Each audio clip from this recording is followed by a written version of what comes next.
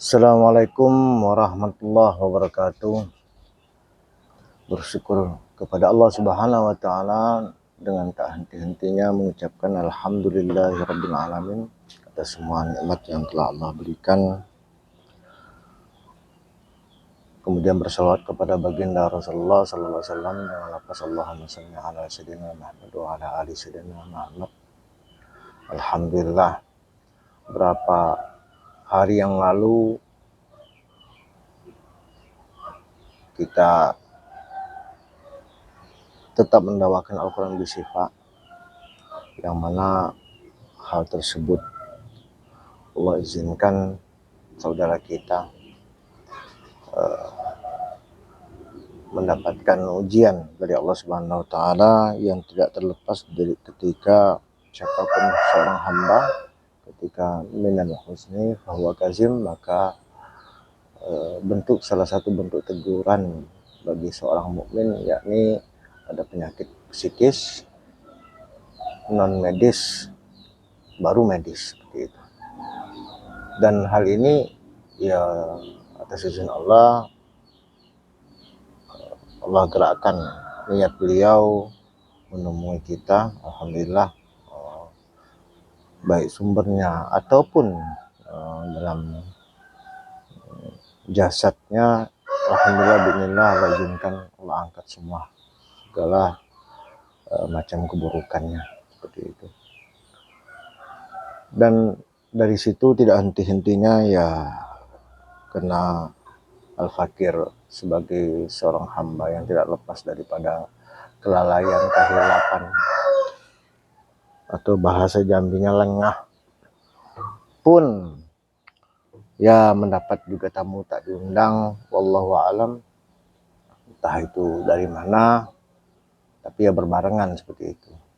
Ya pun melakukan hal yang sama, alhamdulillah, baik sumbernya ada di beresin atas izin Allah, kemudian dalam diri sendiri pun sama, melakukan hal yang sama.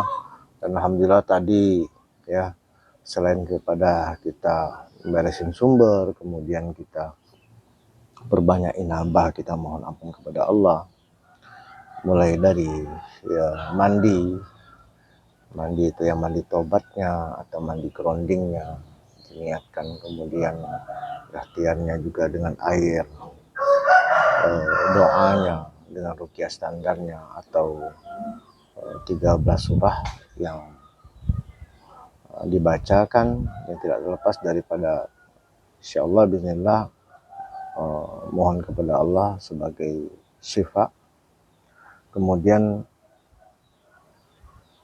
ikhtiar hijamanya pun sama, karena daerah yang terkena serangan tersebut dalam jiwa raga kita, yaitu meliputi yang pertama sekali cenderung yang namanya non medis itu menyerang itu psikis, karena awal masuknya ya kita dikarenakan kita salah dengan mindset dalam menatap psikis kita seperti itu. Dan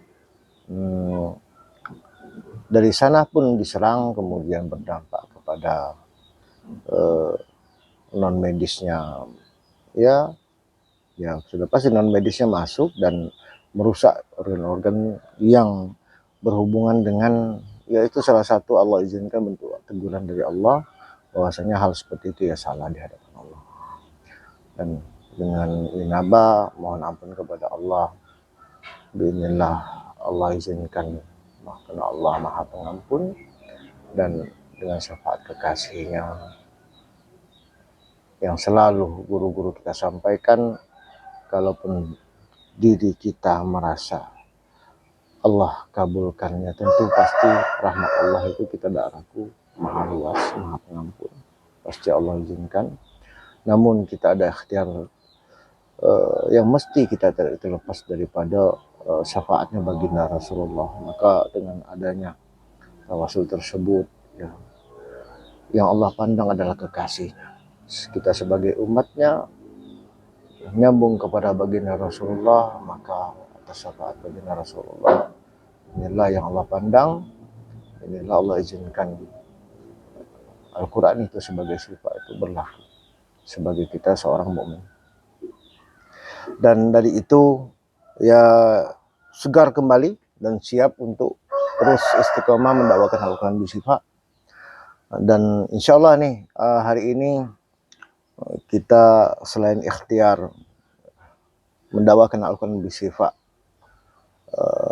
menyampaikan bahwasanya sumber penyakit itu berasal dari seorang pasien itu sendiri, dan dia kita anjurkan untuk bersabar. Innallaha ma'as sabirin, Allah menyertai bersama orang-orang yang sabar. Kemudian kita bimbing bentuk penguatan ya, akidah dan tauhid beliau kepada Allah Subhanahu wa taala dengan meyakini Al-Quran itu sebagai sifat.